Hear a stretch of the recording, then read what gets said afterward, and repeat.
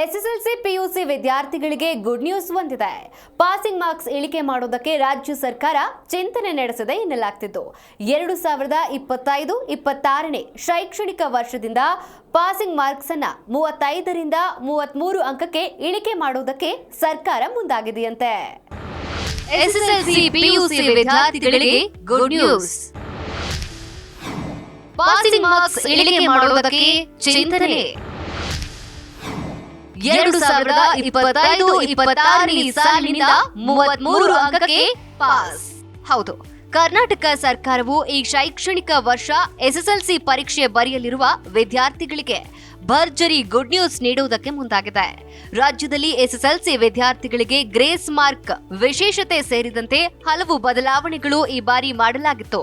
ಆದರೆ ಇದೀಗ ಎಸ್ಎಸ್ಎಲ್ಸಿ ಮತ್ತು ಪಿಯುಸಿ ವಿದ್ಯಾರ್ಥಿಗಳಿಗೆ 2025-26ನೇ ಶೈಕ್ಷಣಿಕ ವರ್ಷದಲ್ಲಿ ಗುಡ್ ನ್ಯೂಸ್ ನೀಡುವುದಕ್ಕೆ ರಾಜ್ಯ ಸರ್ಕಾರವು ಮುಂದಾಗಿದೆ. ಈ ಬಾರಿ ಎಸ್ಎಸ್ಎಲ್ಸಿ ಪರೀಕ್ಷೆ ಬರೆಯಲಿರುವ ವಿದ್ಯಾರ್ಥಿಗಳಿಗೆ ಲಾಭವಾಗಲಿದೆ. ಪಾಸಿಂಗ್ ಮಾರ್ಕ್ಸ್ ಇಳಿಕೆ ಮಾಡುವ ಬಗ್ಗೆ ದೊಡ್ಡ ಮಟ್ಟದಲ್ಲಿ ಚರ್ಚೆ ನಡೆದಿದೆ ಅಂತ ಹೇಳಲಾಗ್ತಿದೆ. ರಾಜ್ಯ ಸರ್ಕಾರವು ಈ ಬಾರಿ ಎಸ್ಎಸ್ಎಲ್ಸಿ ವಿದ್ಯಾಭ್ಯಾಸ ಮಾಡ್ತಿರುವಂತಹ ವಿದ್ಯಾರ್ಥಿಗಳಿಗೆ ಭರ್ಜರಿ ಗುಡ್ ನ್ಯೂಸ್ ನೀಡುವುದಕ್ಕೆ ಮುಂದಾಗಿದೆ.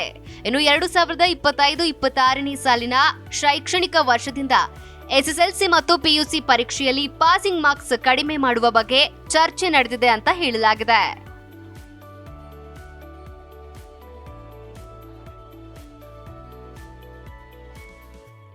ದೇಶದ ವಿವಿಧ ರಾಜ್ಯಗಳು ಹಾಗೂ ಕೇಂದ್ರ ಶೈಕ್ಷಣಿಕ ಮಂಡಳಿಗಳ ಮಾದರಿಯನ್ನ ಕರ್ನಾಟಕದಲ್ಲೂ ಅನುಸರಿಸುವ ಬಗ್ಗೆ ಚರ್ಚೆ ನಡೆದಿದೆ.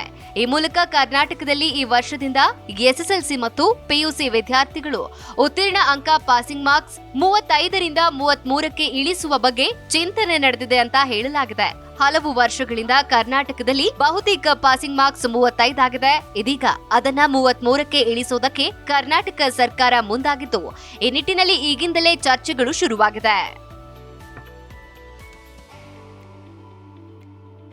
ಕರ್ನಾಟಕದಲ್ಲಿ ಎಸ್ಎಸ್ಎಲ್ಸಿ ಹಾಗೂ ಪಿಯುಸಿ ವಿದ್ಯಾರ್ಥಿಗಳಿಗೆ ಭರ್ಜರಿ ಗುಡ್ ನ್ಯೂಸ್ ನೀಡಲಾಗಿದೆ. ಕರ್ನಾಟಕದಲ್ಲಿ ಈ ಬಾರಿ ಎಸ್ಎಸ್ಎಲ್ಸಿ ಹಾಗೂ ಪಿಯುಸಿ ವಿದ್ಯಾರ್ಥಿಗಳಿಗೆ ಪಾಸಿಂಗ್ ಮಾರ್ಕ್ಸ್ ಕಡಿಮೆಯಾಗುವ ಸಾಧ್ಯತೆ ಇದೆ.